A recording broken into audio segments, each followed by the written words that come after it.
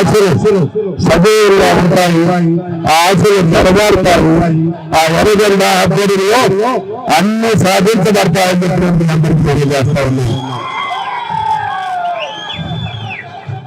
వేరే ఒక్కరుంటే పేదవాడు అక్కడ ఉంటాడు, పేదవాడు అక్కడుంటే కమ్యూనిస్ట్ పార్టీ అక్కడ ఉంటుంది, కమ్యూనిస్ట్ పార్టీ అక్కడుంటే ఎర్రజెండా అక్కడ ఉంటుంది. ఎర్రజెండాకి పేదవాడికి అందుకంటాం దాన్ని ఎవరే చాలా మంది అనేక రకాల దుష్ప్రచారాలు చేస్తారు కమ్యూనిస్ట్ పై. ఈ మధ్య పార్టీలో కనపడుతున్నారు. అంతకుముందు కమ్యూనిస్టులు ఎక్కడున్నారు, ఇంకెక్కడున్నారు అనేవాడు. ఇప్పుడు ఏమైపోయారు కమ్యూనిస్టులు, ఏమైపోయారు కమ్యూనిస్టులు? బాధలు వస్తే తప్పించుకోరా అంటే హృదయంలో కష్టం వస్తే పేదవారికి గుర్తొచ్చే జెండా పార్టీ ఏదైందంటే ఎర్రజెండా మన పార్టీ. అంతే కాదు, బాగా చదువుకున్న వాళ్ళు పడుతున్నారు, మేధావులు పడుతున్నారు, ముఖ్యవారు కమ్యూనిస్టులు. ఇన్ని రోజులు కమ్యూనిస్టు మీద ఆరు ఎలక్షన్ వచ్చే ఆరు ఎలక్షన్ వచ్చినప్పుడు కమ్యూనిస్టులు జరుగుతారు. కానీ కష్టాలు వచ్చినప్పుడు మాత్రం, సమస్య వచ్చినప్పుడు మాత్రం అందులో వాళ్ళకి సమస్య వస్తుంది. నువ్వేం ఎట్లా మన పేదాలు పడుతూ ఉంటాం, వాళ్ళు కానీ పెద్దవాళ్ళు కదా అని చెప్పి వాళ్ళు పెద్ద పెద్దవాళ్ళతో ఉంటుందా అనుకుంటారు. కానీ ఆ పెద్దవాళ్ళకి బాధ వచ్చినా సరే, ఆ పెద్దవాళ్ళైనా సరే వారి దిక్కులేని పరిస్థితుల్లో గుర్తు వచ్చే ఎవరు అంటే కమ్యూనిస్ట్ పార్టీ మాత్రమే. నేను ఇవాళ మీ అందరూ తెలియజేస్తున్నాం, మీ తెలంగాణ రాష్ట్రంలో ఆ రోజుల్లో తెలంగాణ సాయుధ పోరాటం జరిగిందంటే దేవుడి కోసం మృతి కోసం పోరాటం. ఆ రోజుల్లో ఆ దేవుడి కోసం మృతి చేసిన పోరాటంలో వేలాది మంది ప్రాణాలు కోల్పోయారంటే కమ్యూనిస్టులు ప్రాణాలు కోల్పోయారు. సాయుధ పోరాటం కమ్యూనిస్ట్ పార్టీ నడిపిందంటే మరి ఏ పార్టీ నడపలేదు. ఎందుకు ఆ పోరాటం నడిపిందంటే దేవుడి కోసం. ఎందుకు ఆ పోరాటం నడిపిందంటే ఎత్తు చేతులు విముక్తి చేశారు. ఆనాడు రాజనారాయణ రెడ్డి, రెడ్డి, అలాగే రెడ్డి, సాధు లేకపోతే ఎత్తు చంద్రయ్య, ఇంకా అనేక మంది యోధులు వారందరూ కూడా దేని సమస్య నుంచి వచ్చినటువంటి అప్పుడు వచ్చినటువంటి నాయకులు వాళ్ళందరూ కూడా. అందువల్ల ఆ పోరాటం వల్ల 66 సంవత్సరాల నుంచి ఆనాడు తెలంగాణ ప్రాంతం విడిపోవటం విడగట్లు జరిగింది. ఇప్పుడు తెలంగాణ కాదు, ఆనాడు తెలంగాణ, ఆనాడు హైదరాబాద్ నుంచి నిజామాబాద్ పాలన నుంచి విడిపోవడంలో కమ్యూనిస్ట్ పార్టీ చేసిన పోరాటం, వారు త్యాగాలు చేసినటువంటి అభిప్రాయాలు మనకు కమ్యూనిస్ట్ త్యాగాలు అర్పించిన వల్ల మనం ఈనాడు మనం సాధించుకోవడం జరిగింది. అది ఆనాటి నుంచి ఈనాటి వరకు కూడా ఈ చరిత్రలు ఎక్కడ తీసుకోండి, ఎక్కడ పేదవాడి కష్టం ఉన్నా సరే ఇదే పోరాటం చేస్తున్నాం, ఎక్కడ పేరు సరే ఇదే పోరాటం చేస్తున్నాం. కానీ ముందు చేసేటప్పుడు ఎన్నికల సమయం వచ్చేసరికి చాలా చేయగలుగుతాం. ఎన్నికల సమయం వచ్చినప్పుడు మన పార్టీ మీద బతికించుకోవాలి, మన జెండా ఉండాలి, మన పార్టీ బలం ఏంటి, మన గొంతు ఏంటి అక్కడ అసెంబ్లీలో పార్లమెంట్లో అనే ఆలోచన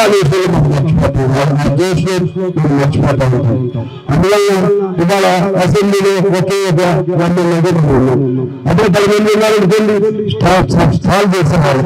మేము మధ్య కూడా వాళ్ళు ప్రోగ్రామ్ అడిగి చెప్పారు, వాళ్ళు కూడా ఇవాళ వాయిదా పెట్టారు, మాట్లాడబోతున్నారు. సమయం ఉంది. నేను ఏమన్నానంటే పేదవాడు వేసుకునే పేరు మాత్రం ఈ పేదవాడు వేరు ఆక్రమణ చేశాడు, ఆక్రమణ చేశాడు. కానీ ఈ రాష్ట్రంలో లక్షల ఎకరాల భూమిని కొంతమంది కాజేసేసారు. వరంగల్ అరవిగోడు కాంగ్రెస్ వచ్చారు. వాళ్ళు చెప్పింది నాకు చాలా ఆశ్చర్యంగా ఉంది. అది దాదాపు ఈ రాష్ట్రంలో ఎస్ఐలు భూమి ఉంటారు, ఎస్సీకి ఇచ్చినటువంటి భూమి 5 లక్షల ఎకరాల భూమి ఉంటే అలా 5 లక్షల ఎకరాల భూమి ఇప్పుడు ఎకరం కూడా అసలు ఒకే చేరుకుంటాం. కానీ దాదాపు 90% భూమి కూడా ఆ భూమి అంతా కూడా పెద్ద పెద్ద ఘరాలు, పెద్ద ఘరాలు, దోపిడీదారులు, ఘరాలు వ్యాపారస్తులు వాళ్ళ చేతులేదు. ఇవాళ ప్రభుత్వం వచ్చుకుంటుంది 18 ప్రభుత్వానికి చట్టశుద్ధి ఉంటే ఆ చేతిలో ఉన్న భూమిని లేకుండా, ఆ చేతిలో ఉన్న భూమిని లేకుంటే 2-3 పర్యాలు బడ్జెట్ సరికారు కట్టారు. భూమి వాళ్ళ చేతుల్లో నేను అనుకున్న వాళ్ళు 140 ఎకరాలు పెడితే ఆ వచ్చిన కొన్ని ఎవరో ఒక ఆయన ప్రార్థన చేసుకోవచ్చు 2018లో పేరు లేవు అంత అందులో రికార్డు దాని పేరు వచ్చేసింది. ఒకరు ఏంటంటే 45 లక్షలు. ఆ తర్వాత ఇంకో ఉంది 3 బాలికలు. అక్కడ కూడా అంతకుముందు దాన్ని కూడా ఎవరో లాక్కుంటే వాళ్ళు గొడవ చేస్తే మళ్ళీ వాళ్ళ నుంచి ప్రభుత్వానికి తీసుకుంది.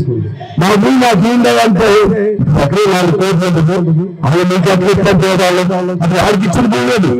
వీళ్ళ భూ బంధాలు జరుగుతున్నాయి.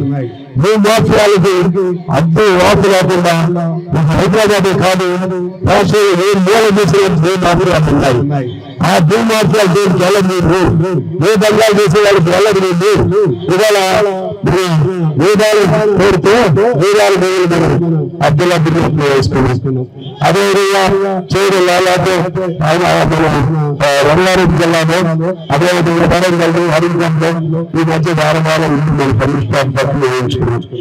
అది వేసుకుంటే ఇప్పుడు దానికి సంబంధించి ఈ దేనితో ఏం చేయాలి, ఈ బెదిపాటు చెప్తుంటే ఏం చేయాలి, మీకు కావాల్సిన ప్రజలు సంతోషం ఉంటే కదా, సంతోషం ఉండాలని కోరుకోవాలి కదా. మీరు ప్రభుత్వం సంతోషం ఉండాలా, బాధల్లో ఉండాలా? వాడు వెళ్ళగడతారా లేకపోతే అక్కడే నుంచి వాడి ముఖాన్ని ఉన్న చిరునవ్వు చూస్తారా, లేకపోతే వెళ్ళగొట్టి లాఠీలతో కొట్టి వాడు ఏడుస్తుంటే ఆ కన్యలలో పడి పెట్టుకు చేస్తారా? మీరు ఆరోగ్యం అవసరం ప్రభుత్వాలు ఈ దీనికి వచ్చేవారికి అక్కడ చెప్పి వెళ్ళగడుతున్నారు, లాఠీ చార్జీ చేస్తున్నారు, వృద్ధాశ్రమాన్ని పూర్తి చేస్తున్నారు. కానీ పెద్దాలు మాత్రం ఎవరు కూడా అందువల్ల ఆనాడు కమ్యూనిస్ట్ పోరాటం చేస్తుంటే దీనికోసం అప్పుడు అందరూ కమ్యూనిస్ట్ పార్టీ దేశవ్యాప్తంగా వినోదాలు ఆయన ఇట్లా కాదు అని మేము జమీందారు నీరు కలిపి కొంత భూమి దారులు అట్లా తీసుకుని భూ దారం అది భూ పోరాటం కాదు. మనకి భూ పోరాటం, వాళ్ళకి భూ దారం. ఎవరి దారం ఎవరి దారం ఇస్తారు. ఆ భూమి మనకు నేనంటే పోదాడు మన భూమి పైన మనం వాడే దానం సరే అయితే అయింది. ఇప్పుడు ఆ భూమి పైన వాళ్ళ అద్దెలు వేసుకున్నారు. సరే మనకి దానిలో ఫ్యాక్టరీలో పెట్టి అన్ని చోట్ల అన్నిట్లో మనకి ఉండాలి. ఇప్పుడు ఇక్కడ అద్దెల పోరాటంలో ఇప్పుడు మనం అనాలా చాలా మంది ముందు ఎక్కడ ఉన్నారు ఏడుస్తున్నారు, మీరు మేధావి ఉన్నారా, మీ పేదాడు పేరు మీకు తప్పినాడు అనాలా? మనం ఎందుకంటే మనం ఎక్కడ దాన్ని తగ్గుతూ చెలవు బలం ప్రచారం చేస్తాము. అవన్నీ మాకు వేరు భూదారు, ఇది భూదారు. భూదారు భూమి అయితే ఎవరికి ఇవ్వాలి? ఎవరికి ఇవ్వాలి చెప్పండి? ఆ భూదారు భూమి అయితే ఎవరికి ఇవ్వాలి? ఎవరిది ఆ భూమి?